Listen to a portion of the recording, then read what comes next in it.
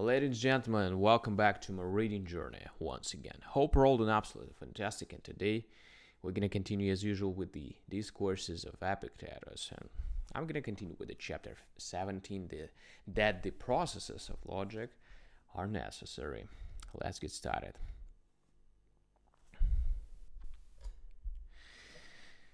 Since it is a reason which makes all other things articulate and complete, and the reason itself must be analyzed and made articulate, what is it that shall affect this?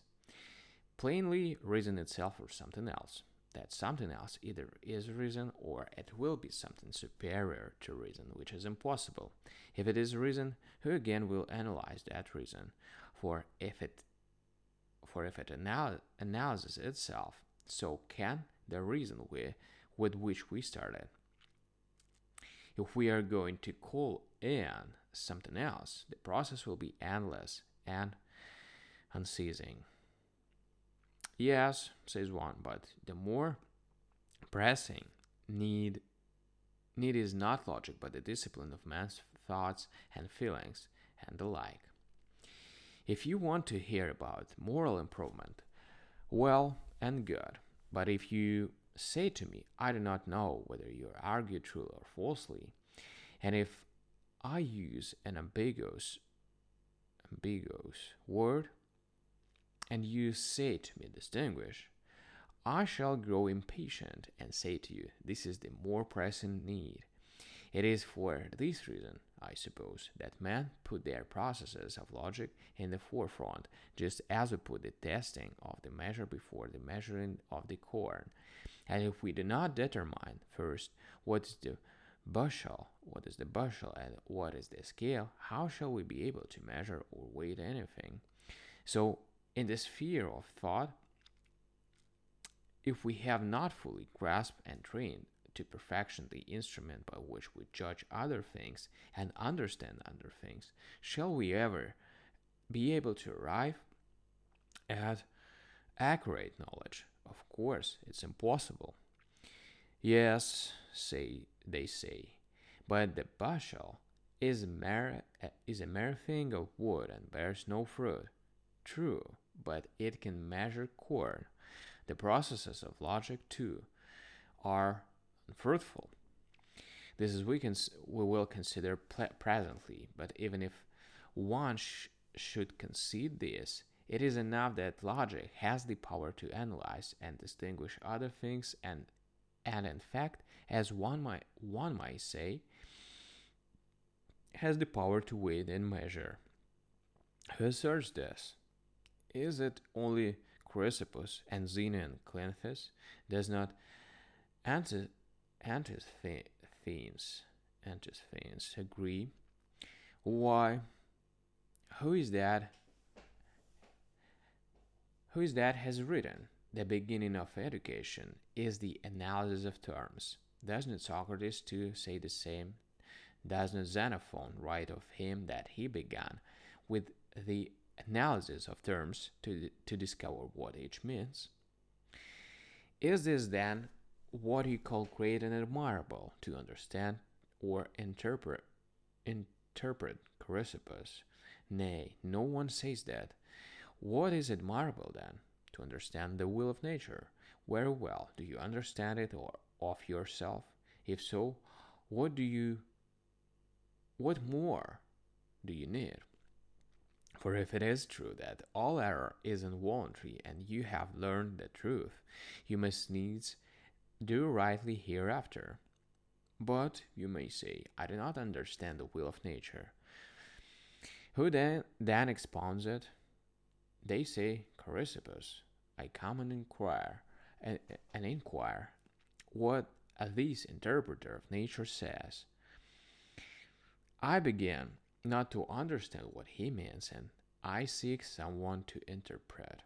The interpreter says, let us examine the sense of this phrase as if it were Latin.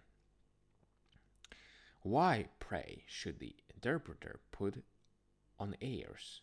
Even Chrysippus has no right to do so, if he is only expounding the will of nature and does not follow it himself. how much less his interpreter. For we have no need of Chrysippus for his own sake, but only to enable us to follow nature, just as we have no need for himself of the priest who offers sacrifice, but because we think that through him we shall understand the signs which the gods give of the future. Nor do we need the sacrifice for itself, but because through it the sign is given, nor do we marvel at the crown of the raven, but at God who gives his signs by them. So I come to this interpreter and priest and say, examine the victim's flesh to see what sign is given me. He takes and opens the flesh and interprets, man, you have a will unhindered and unconstrained by nature. This is written here in the flesh of the sacrifice. I will show you the truth of it first in the sphere of assent. Can anyone prevent you from agreeing to what is true? No one. Can anyone compel you to accept the false? No one. Can you see that in this sphere your faculty is free from let and hindrance and constraint and compulsion? Is it any different in the sphere of will and impulse? What, I ask, can overcome impulse except another impulse? And what can overcome the will to get or will to avoid except another will to get or to avoid? If he threatens me with death, one says, he compels me. No, it is not what he threatens you with which compels you, but your decision that it is better to do what you are bidden than to die. Once more, then it is your own judgment which compels you. That is, will puts pressure on will. For if God had so created that portion of his own being, which he has taken from himself and given to us, that it could suffer hindrance or compulsion from another, he would cease to be God and to care for us as he must needs to. This, says the priest, is what I find in the sacrifice. This is God's sign to you. If you will, you are free. If you will, you will blame no one, you will accuse no one. Everything shall be in accordance with your own mind and the mind of God. This is the prophecy which draws me to the consult. This is the prophecy which draws me to consult this seer and philosopher, and his interpretation makes me admire not him, but the truth which he interprets. Alright, guys.